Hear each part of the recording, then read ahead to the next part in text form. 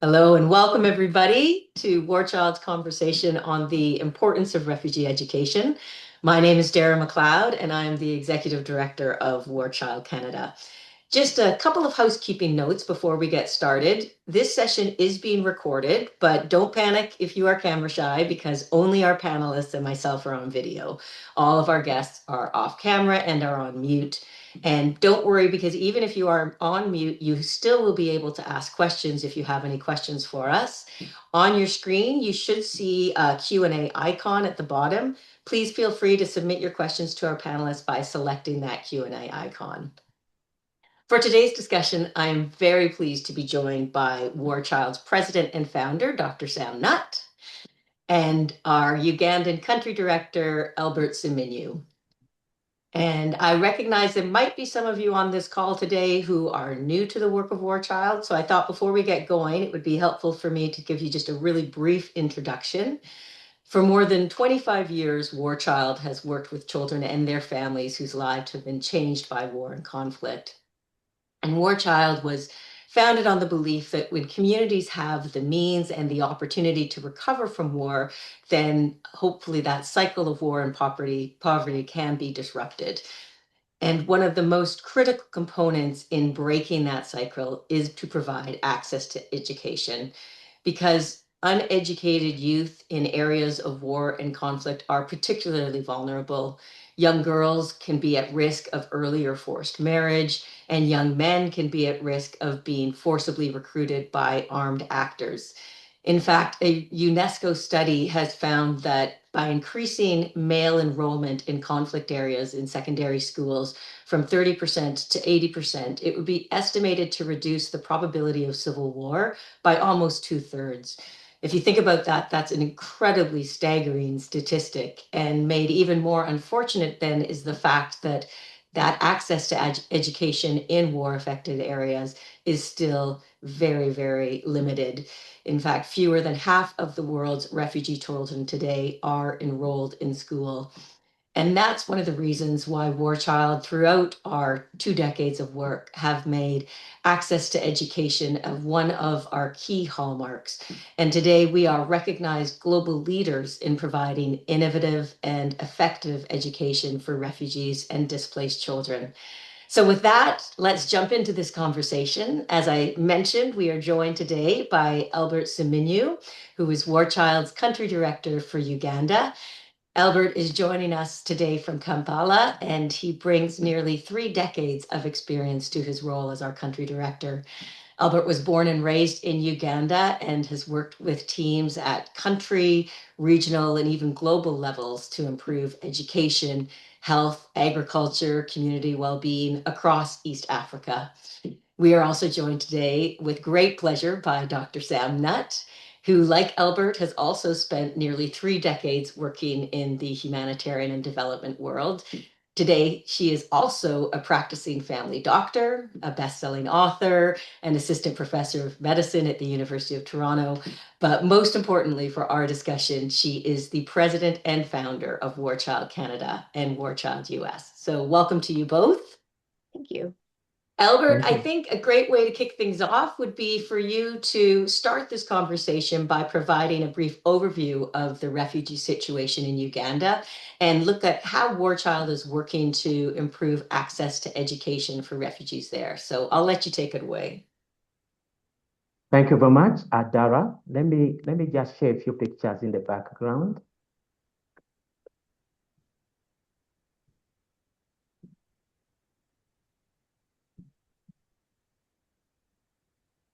Dara, can you confirm that you can see my pictures? We can indeed.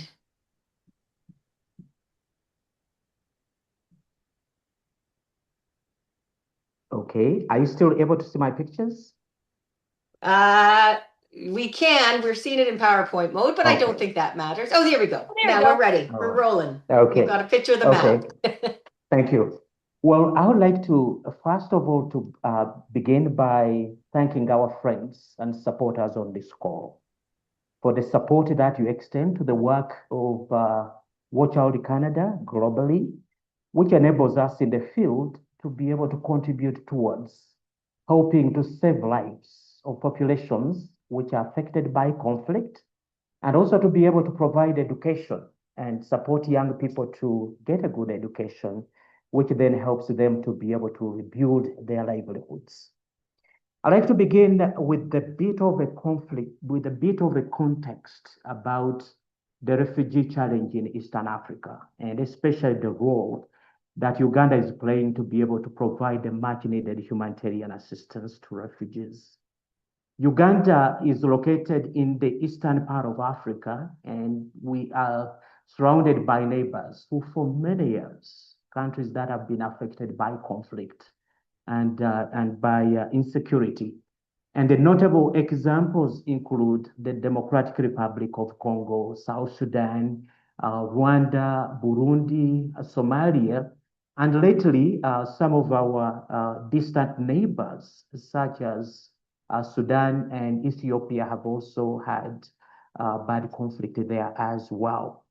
So as a result of our position, our geographical position, Uganda has hosted refugees since the 1940s. And currently we host nearly 2 million refugees, which makes us the largest refugee hosting country in Africa. And we're amongst the top 5 largest refugee hosting countries globally. What's interesting about Uganda is that our government for the last 10, 15 years has been implementing an open refugee policy, which basically means that any refugee, any person who comes to our borders and wants to be admitted as a refugee is admitted. And refugees in Uganda are also granted access to public health care, to public education, and they're allowed to seek employment and work without work permits. And they're also allowed to start and own their own businesses. So that's the context. And in terms of support that goes to refugees, the primary support that refugees receive in Uganda comes from humanitarian efforts. It's led by the United Nations and supported by donors and implemented by organizations like ourselves. And the government of Uganda mainly provides the enabling environment, which includes security services and includes also the right policies. But government of Uganda does not invest, does not appropriate any of our budgets to support refugees. Now, education is very important, Dara, because besides good nutrition and health care and access to safe water, education is probably the most important resource that refugees need. And the reason that is true is because 55% of the refugees who come to Uganda include young children of school-going age, and they include young people who have dropped out of school because of war and conflict in their countries, but they need support to be able to build skills which can help them to be able to better their lives. And those young people come to us as refugees, traumatized because of the conflict, but also they have lost hope because of what the suffering they have gone through. So education, first of all, helps to restore that hope and helps them to be able to build the skills, the employable skills, which can help them either to access employment opportunities, or it helps them to be able to start their own businesses and be able to take care of their families. Education is also important because the kind of education that we provide integrates and includes counseling services and psychosocial support, which helps traumatized children and youth to be able to heal from the trauma that they have suffered. But also education helps us to be able to support young people who are coming from different tribal groups, which historically have been at war and causing conflicts in those countries, to be able to study together in the same classrooms and be able to break barriers and ultimately contribute towards sustainable peace building amongst different ethnic groups and communities. And most importantly, education is important because we hope that someday that educated refugees will be able to return home and they will go back home with education, good education and skills, and contribute towards rebuilding their countries. And this hope is not unfounded because we have many examples in this region where former refugees have returned home and have contributed towards pacifying their countries. In Uganda, the leadership that we've had for many years were once refugees who fled the country during the difficult times of Idi Amin in the 1970s. We could say the same about Rwanda, the leadership that has pacified that country. Most of them were once refugees. And certainly, the leadership that led South Sudan to independence were also refugees who collected themselves and decided to contribute towards improving their countries. So that's how and why education is very important. Now, the type of education that we are investing in Uganda is focused on addressing four barriers which refugee children and young people face, which inhibits the access to good education. The first barrier is inadequate. The first barrier is inadequate infrastructure, basically. The public education system in Uganda is underfunded. We just don't have enough classrooms and we don't have enough trained teachers. So you can imagine that when large numbers of refugee children come and they seek education, the first challenge that the schools faces, there are no classrooms. So during the last 5 years, we have been working by supporting schools with the highest concentration of refugees to help them build the classrooms. An example, I hope you are seeing that classroom block on the slide.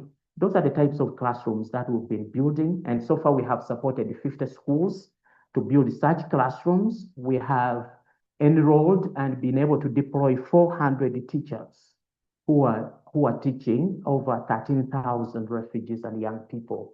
So that's the first barrier that we focus on addressing. The second barrier is related to differences in the education system and the language barrier. Different countries in Eastern Africa, you follow a different education system. In Uganda, we follow the British education system. English is our major language of instruction, but our neighbors such as the Democratic Republic of Congo and Burundi follow the French system. And French as a language is the major language of instruction. Our neighbors in Somalia, in Sudan, and South Sudan, to a large extent, follow the Arabic education system. So you can imagine when young people arrive here seeking to get integrated into education, the first challenge they face is that documents are different. And so what we've been doing for the last 5 years, we've been working with the government of Uganda to be able to review those documents and be able to translate them and equate them and find the appropriate level for young people to be integrated into the public education system of Uganda. And we also, for the last 5 years, we have worked with the government of Uganda to develop accelerated English learning courses, which then help non-English speaking refugees to learn English quickly and get integrated into the education system. And then finally, the other barrier that we support refugees related to education to eliminate has to do with young adults who, as a result of war, they dropped out of school many years ago, and they have outgrown the age for enrollment, either in basic education or junior secondary education. And what we've done is we have worked with the government of Uganda to develop accelerated learning programs, which help young adults who want to enroll back in basic education, which takes 7 years. With our accelerated learning program, they are able to condense that journey and complete their primary education in 3 years instead of 7 years. And we have a similar program, an accelerated learning program, which helps young adults who want to enroll in junior secondary to be able to complete their junior secondary education in 2 years instead of 4 years. And then finally, we have another cohort of young people who come and they just cannot enroll back in the mainstream education system, and they just need to build some skills to get a job. So during the last 5 years, we have been supporting such young people to connect them to technical education. We have trained them in such skills as tailoring, motor vehicle mechanics, farming and baking, and it helped them to secure jobs. And we have supported approximately 8,000 such young people.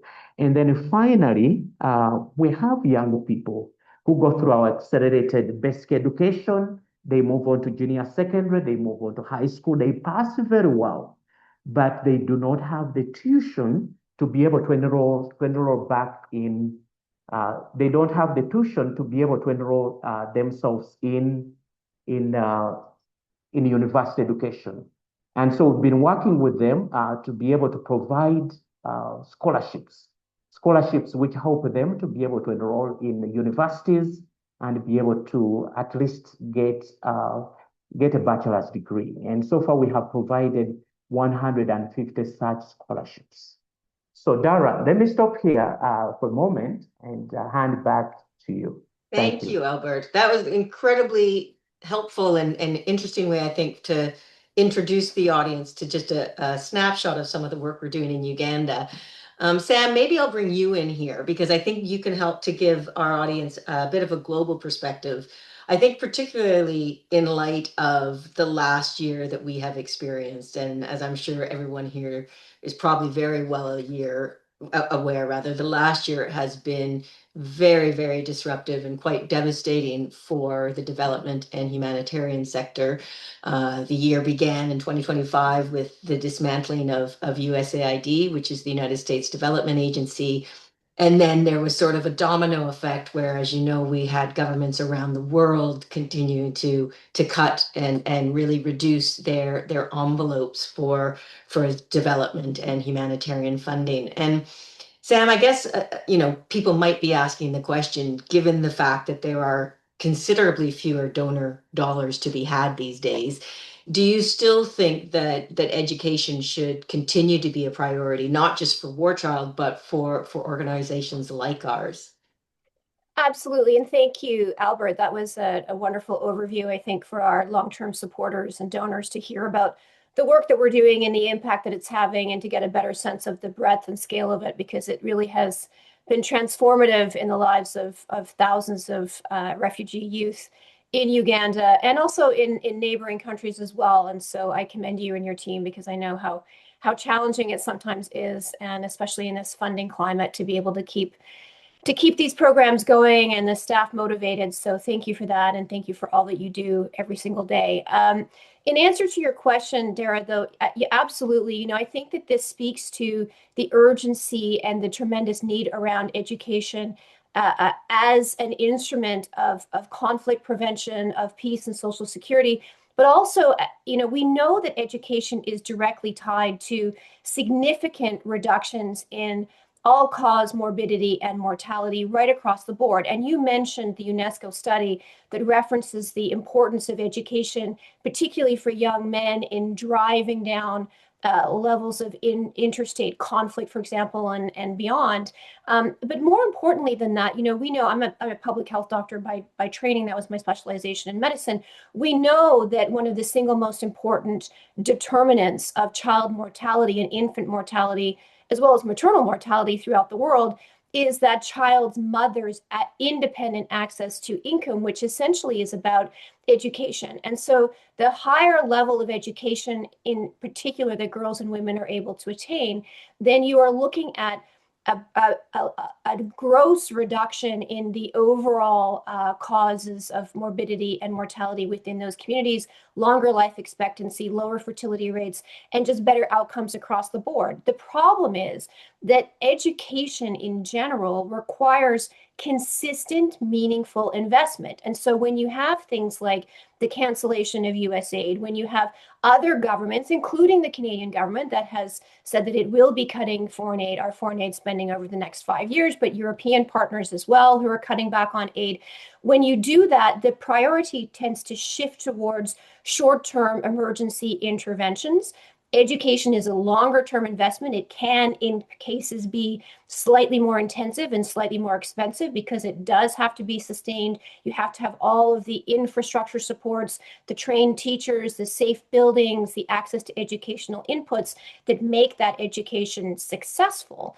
And that can be an intensive process. And I wouldn't say it's necessarily more expensive than emergency interventions, but sometimes our capacity to think long term is challenged by the immediacy of the needs of keeping people alive right in front of us, which all of us at War Child completely understand. It's hard to prioritize education when people need the basic necessities of life: food, water, shelter, blankets.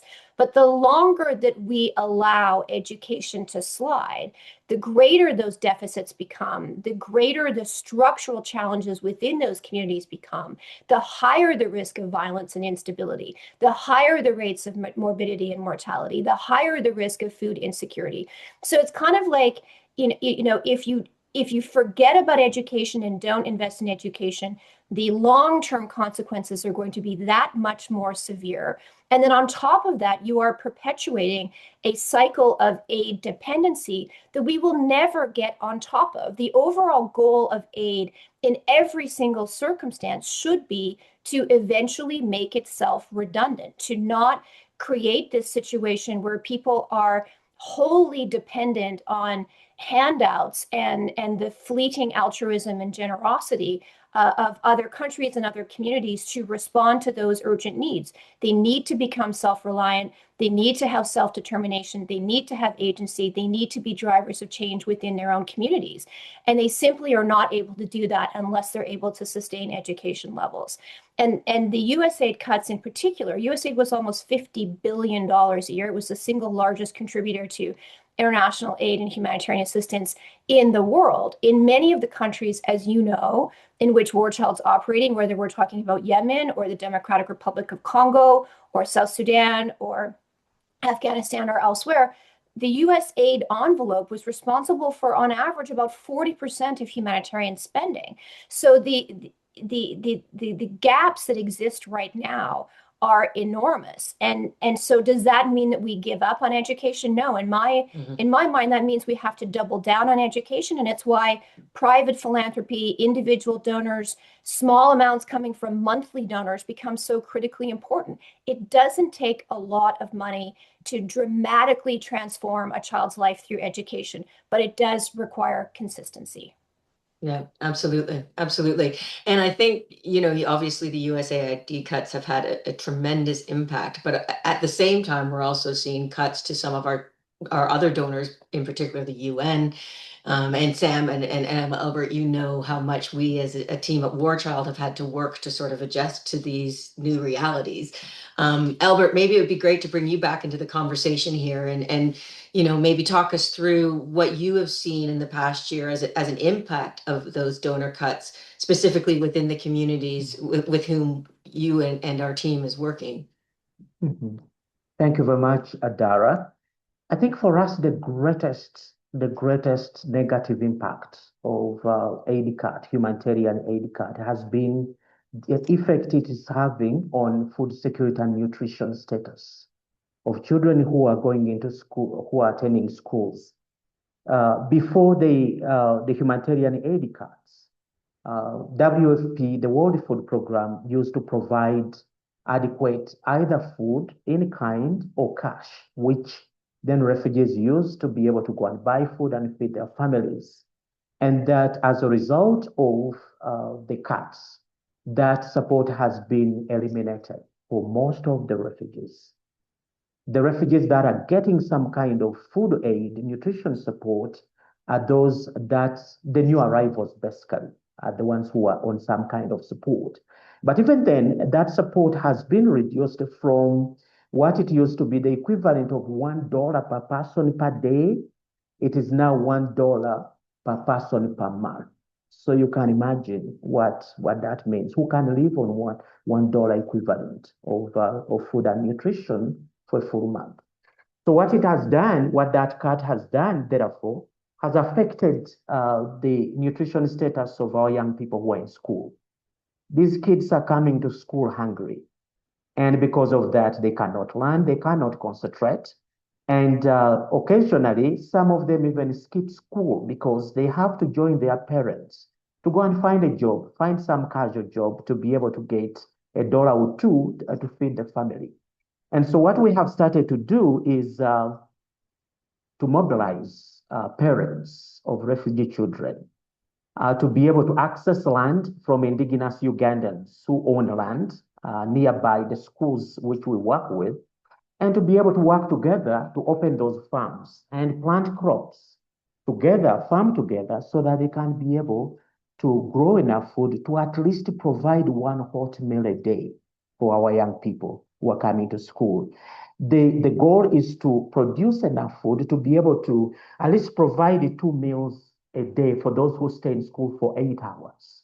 But the starting point as an emergency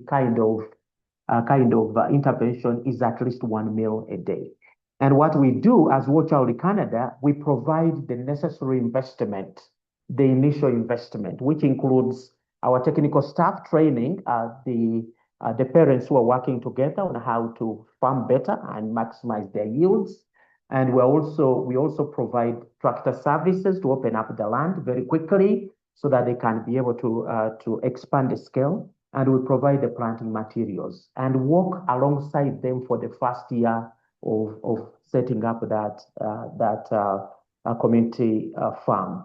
And we have started with 3 schools so far. We began last year, and we have so far started with 3 schools, and each of these schools has got 1,500 learners, and it is costing us $30,000 US dollars to be able to set up a community farm that can feed 1,500 kids for a period of 3 to 5 years. So that's what we're doing, Dara.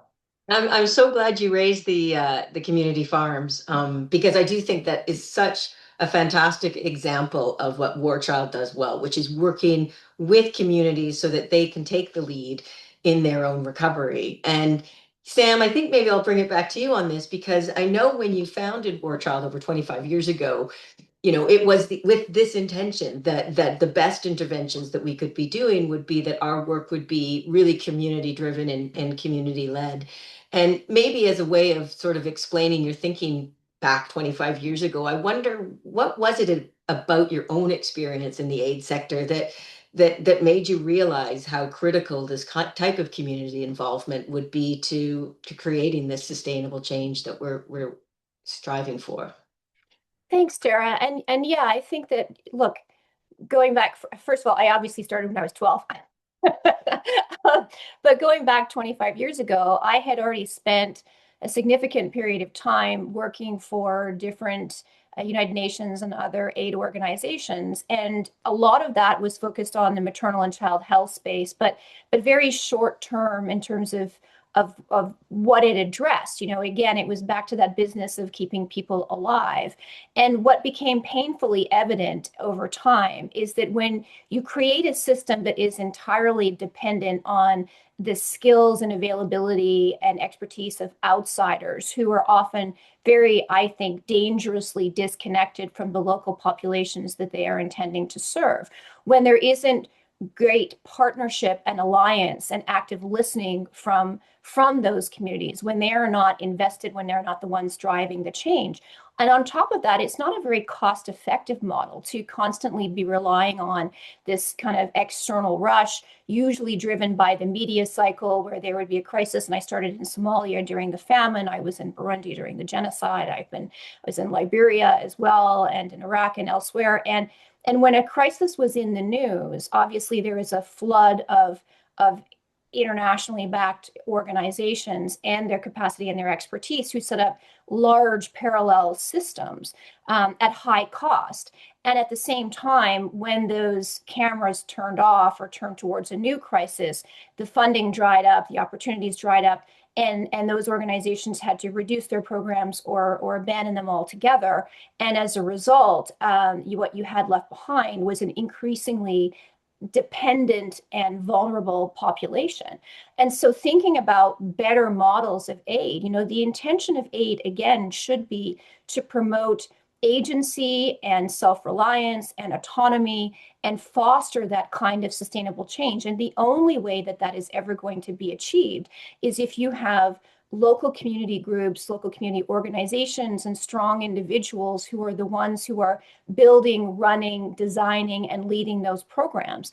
Our job in terms of international solidarity and action as an international NGO should always be and must be to invest in that capacity, to identify it, to support it. And you and I talk about this all the time, but I think all of us at War Child Canada and War Child US are constantly talking about this, which is really our job is to facilitate that local knowledge and that local expertise, to create in the process of that not only best practices, but also employment opportunities, because it does not make sense to continuously depend on a revolving door of outsiders when there's great local strength and great local capacity, and they know better than anyone else what's required, which is why more than 99.9% of our staff throughout the world, over 1,000 of them or close to 1,000 of them, come from those local communities. They are investing in our operations, and they are the drivers of change. And that is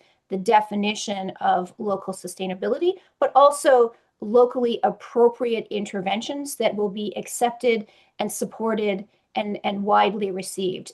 We can't presume that we know better than those communities themselves. And at the time, that wasn't really the approach. I think more organizations have become attuned to the importance of this, particularly in the wake of COVID, when everything had to kind of shrink and shut down, whereas we were in a slightly different position because we were already so localized and so many of our teams were already able just to continue on business as usual in that context. I do think that people are becoming more aware of this, but again, it really is about creating best practices. It's not enough to say that you partner with local communities. You actually have to be listening to them, and you have to allow the space, create the space and opportunities for them to lead, which is one of the reasons why I'm always so incredibly impressed and in awe of the work, especially coming out of our programming in Uganda, because it's been one of our longest running programs, and it has grown and evolved and expanded in such critical ways to make us one of the leaders in refugee education right across the country. And it's remarkably impressive. And that really was entirely the strength of our local community teams. Excellent. Thanks for that, Sam. I'm noticing just that we're starting to get some questions coming in, so it'd be great for me to be able to bring some of our listeners into this debate or discussion rather. One of them asks, when a young person is educated, is there work for them, or does education just become a personal achievement? Maybe, Albert, you can speak a little bit about the climate in Uganda and what opportunities are there once our young people have actually been able to attain their education. Yes, of course, I must acknowledge that unemployment is quite high in Uganda as well.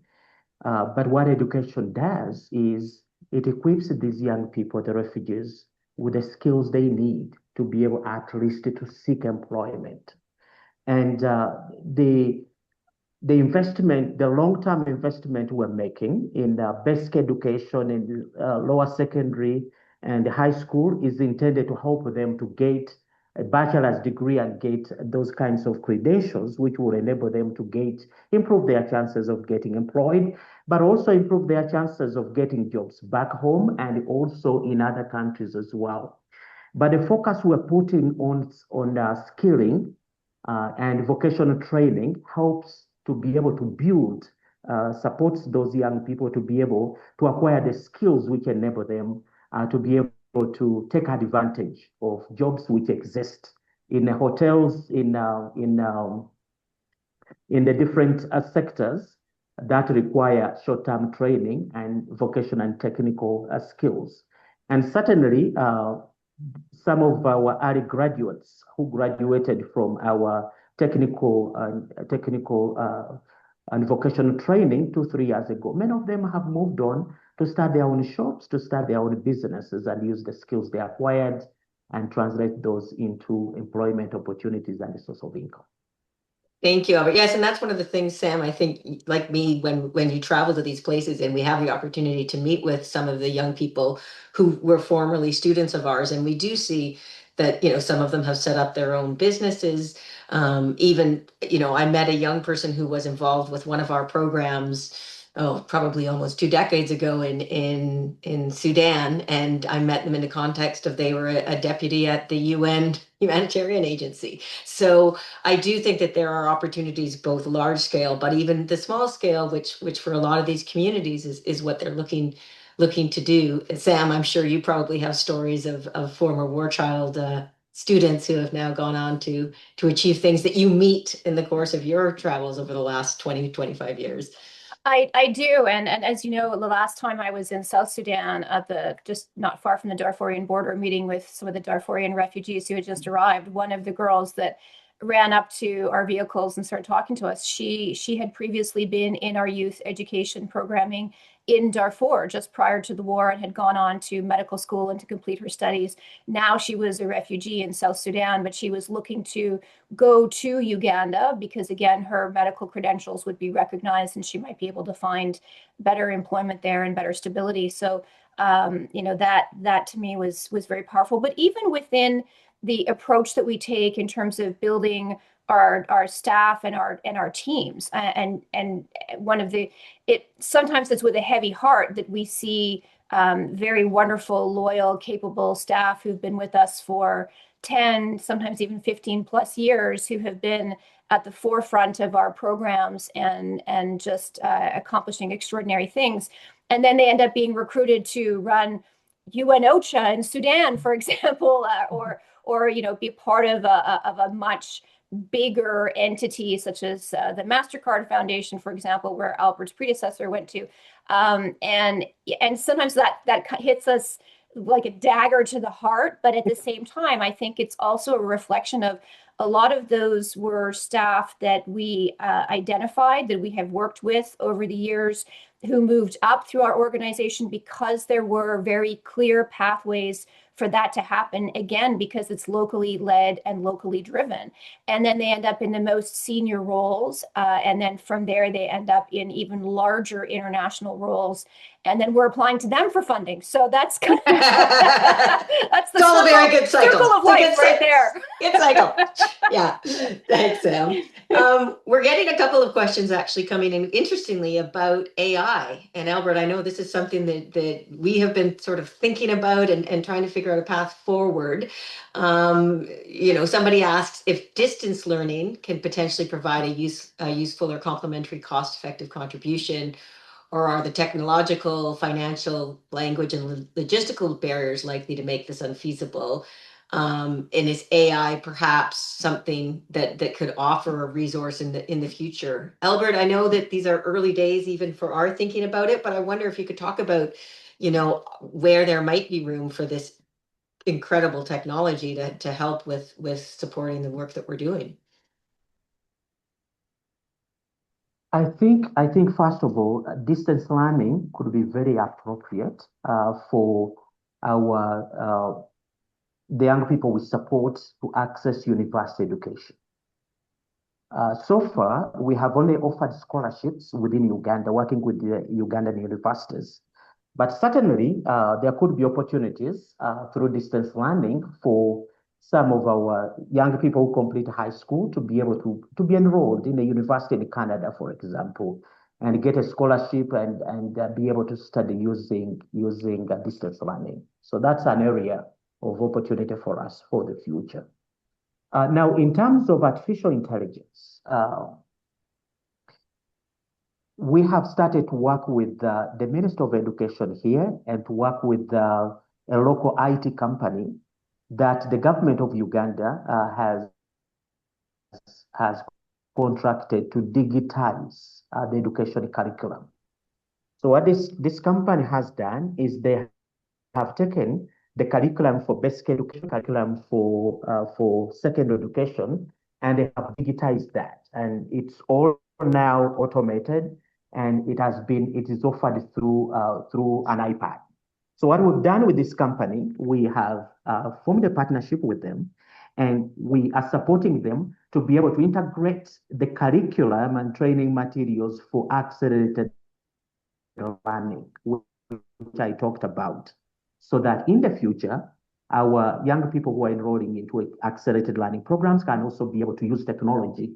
And we believe that that is going to reduce the cost, ultimately the cost of delivering accelerated learning in Uganda. And we're working with them now to integrate artificial intelligence within that platform so that artificial intelligence then can be able to support adaptive learning to enable young people to learn according to their capacity and at their pace, supported by artificial intelligence that supports them to be able to go through the assessments, determine areas of weaknesses, and then support them to be able to continue to learn in a way that is adaptable to their own capacity and their own pace. So that's an area actually of growth and opportunity for us this year moving forward.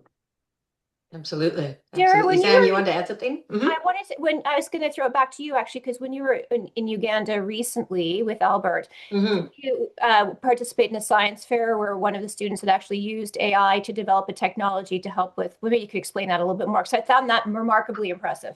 Yes, it was. Now you're really testing me here, and Albert, maybe you might need to jump in. But one of our young learners had developed an app for the phone that was helping with seed testing and with the testing actually it's not of seeds but of the land, because one of the issues that a lot of farmers have is whether the land is arable, and that he was able to develop using artificial intelligence this new system so that farmers would be able to take samples of their land and figure out if they would be arable, and if not, ways and means of working with the content of the soil through using artificial intelligence to figure out the best path forward. It was really quite extraordinary, and it is exciting to see. And I think even some of our learners are ahead of us. Obviously the three of us are of a certain generation. So, when I meet with some of these learners, it's like, wow, how do you come up with this stuff? But I think that, that's why I think the conversations with the governments and just thinking about ways that we can look at this incredible technology, catch up to some of our learners, but to think about how we can mobilize it and have it be more widespread, because I do think it presents a lot of exciting opportunities, particularly when the donor dollars are drying up, and we need to have less do more for us.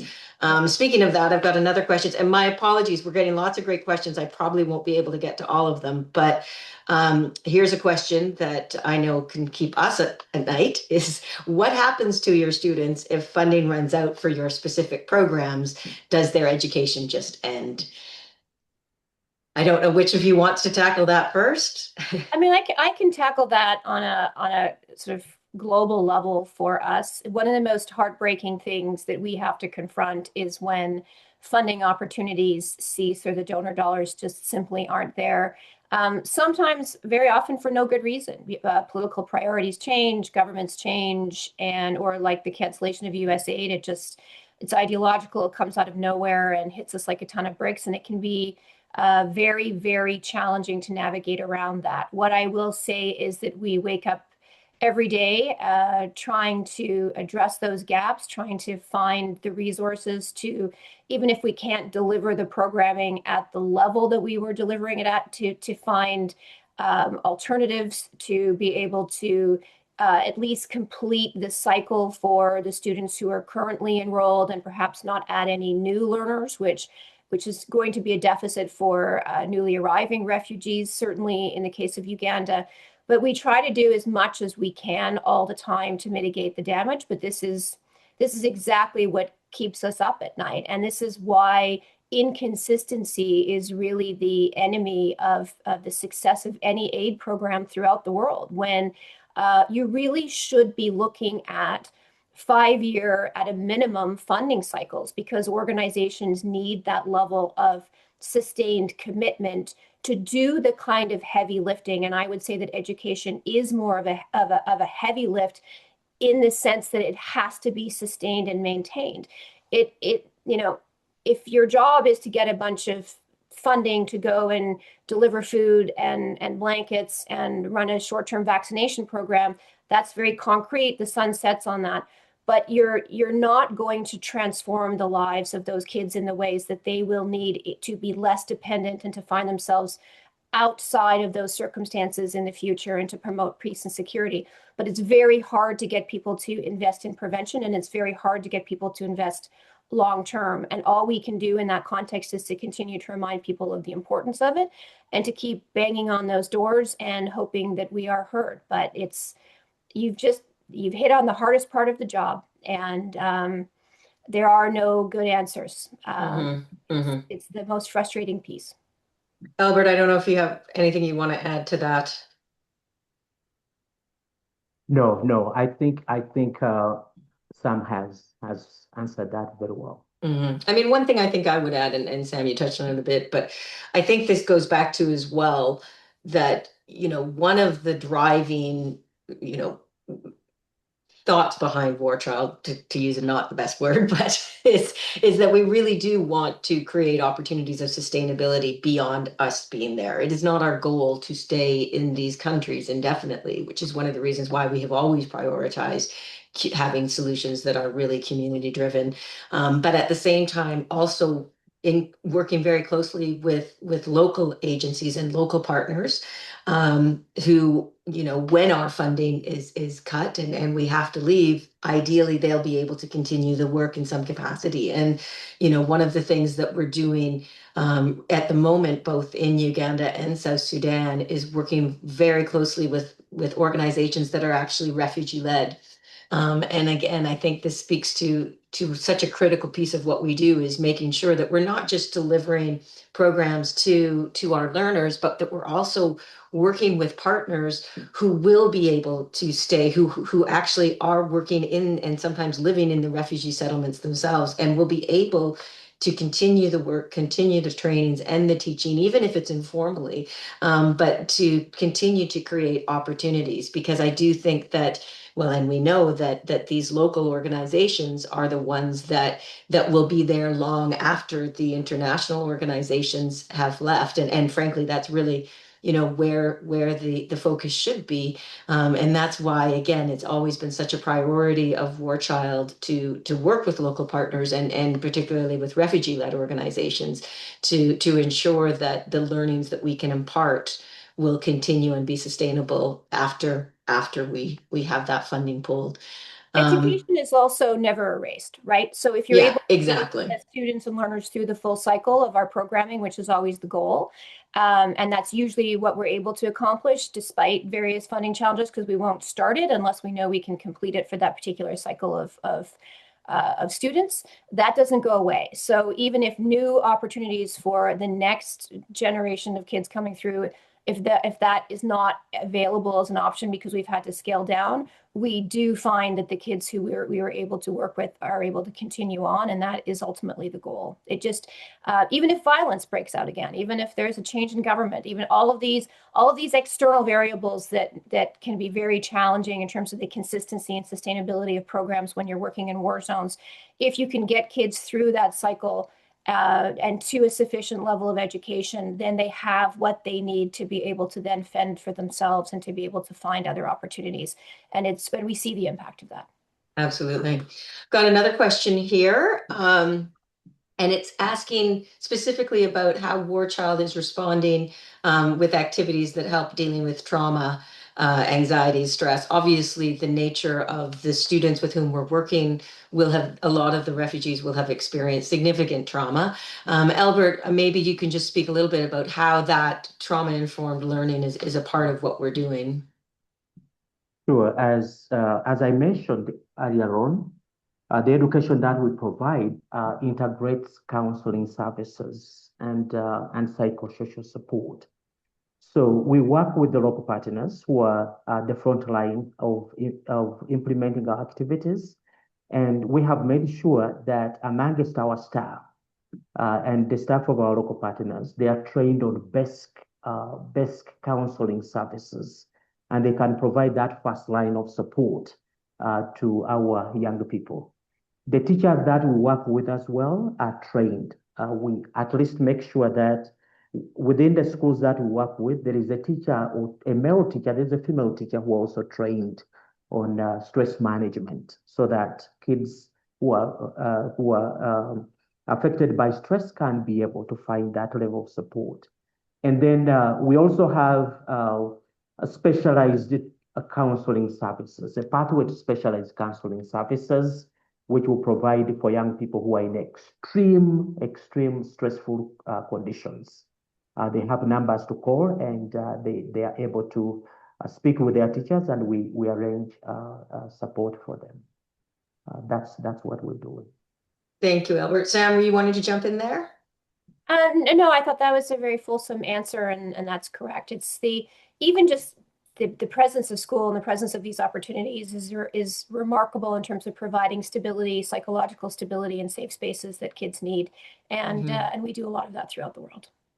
Yeah, and one of the things that I've found interesting when I've traveled to some of our programs is to see the creative ways that our teams are dealing with the children and working through their trauma. We do a lot of drama, and a lot of opportunities for children to sort of play act through some of the things that they've experienced. Music. And music as well is another one that has a really powerful ability to help these young people tell their stories. My experience has been that the young people who've come to our programs are incredibly resilient, and most of them have seen and experienced things that most of us couldn't possibly comprehend. So, the fact that they have experienced that level of trauma but are still incredibly committed to their education, I always find so inspiring. And it is a through line that runs through all of our countries, is that you have these young people who have been out of school sometimes for years but are still so motivated to to keep trying to change their narrative and to keep trying to better themselves and their families and their communities. And it is extraordinary, the resilience of young people. I'm conscious of people's time and don't want to push this past our hour, but I wondered if, as we said, it's been a very difficult year. It's been a year that, frankly, I don't think any of us had imagined experiencing, and it's been a hard year for that reason, with the cuts and having to adjust to this new reality. But let's end on a positive note, I hope. Maybe, Albert, I'm going to put you on the spot and start with you. In spite of these challenges that we've experienced, not just War Child as an organization, but the sector as a whole, what gives you hope these days, Albert? I think for me and my team, what gives us hope is the opportunity we get to interact with young people who are going through our education system, and the hope which they are able to share, and the story of transformation, which the transformation they have seen as a result of getting an opportunity to get a decent education. So that keeps us moving. And every time that we move to the field, and I know we have hosted you, Dara, you've met these incredibly young people who are very hopeful about the future of their lives, who did not have that kind of hope several years ago. What keeps us motivated also is to see meet young people who have gone through our technical and vocation training education, and they have been able to start their own businesses. They have opened shops, they are baking, they have opened beauty salons. Some of them have started shops, they're repairing motorcycles and vehicles, and they're just very hopeful about the future. And then what also gives us hope about the future is the opportunities to innovate. We've not just accepted the impact of the funding cuts. We're constantly challenging our staff and our partners to find alternative ways of improving, either finding better and most cost-effective ways of addressing some of the problems we face, or even thinking about ways that we can improve our processes and be able to enhance the efficiency of our work. So that's what keeps us motivated. And also, finally, knowing that we have a pool of supporters and friends who are very committed to this cause, and they see the challenges, but they're also motivated to continue to support the work of War Absolutely. Child Canada globally. Thank you, Albert. Sam, what about yourself? What gives I'll you be hope? I'll be very quick because I'll just echo what Albert said. Obviously, the people who are involved in our programs throughout the world and the tremendously courageous and impressive staff throughout the world who give so generously of their time and in some cases are taking bold risks to be able to continue to invest in children in this way and to be able to build a brighter future for them. That is always incredibly inspiring. But I think more than anything else for me at this moment in time, it's being a part of War Child is more than the sum of its parts to me. It is a movement that is grounded in our common humanity. And at a time when you turn on the news or look at a headline and it is so deeply cynical and self-absorbed and steeped in individualism and entitlements and other things and cynicism, that to be a part of an association really of people, not just who work for the organization, but who support us as donors, who follow us on social media, just people who actually show up enough and who care and who believe that we can continue to build global solidarity that is grounded in the concept of human rights and humanity and caring for one another and empathy. That to me, especially right now in the world, is it's everything, because otherwise it's too easy to feel as if those of us who believe in our common humanity are on the losing side, and we should not be. We need to be the ones um, who are able to speak up and speak out and accomplish amazing things. And I really feel as if we're doing that.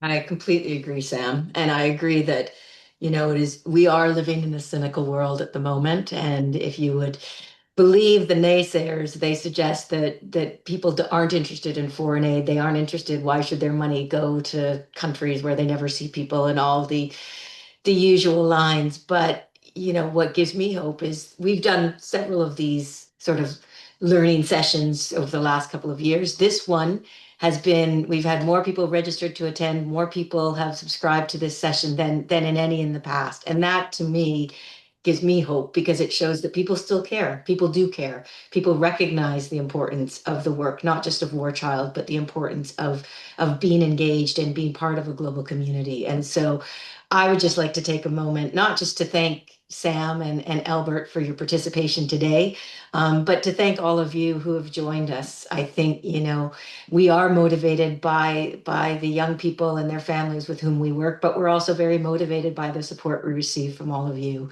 So thank you for joining us. As I mentioned off the top, this session has been recorded. So we will be sharing a link when it's available if you wanted to rewatch it. Seems unlikely, but you might, or more importantly, if you wanted to share it with friends and family or anyone that you thought might be interested, because I think it's so important that we do continue to talk about not just our work, but the impact that work like ours can have in the lives of so many vulnerable young people and their families. So thank you very much. And with that, maybe I will close off and say goodbye to you, Sam, and Albert, and to everybody else. Enjoy your afternoons or evenings, whatever the case may be. Thank you, everybody. Thanks. Bye. Thank you very much. Bye. Bye-bye.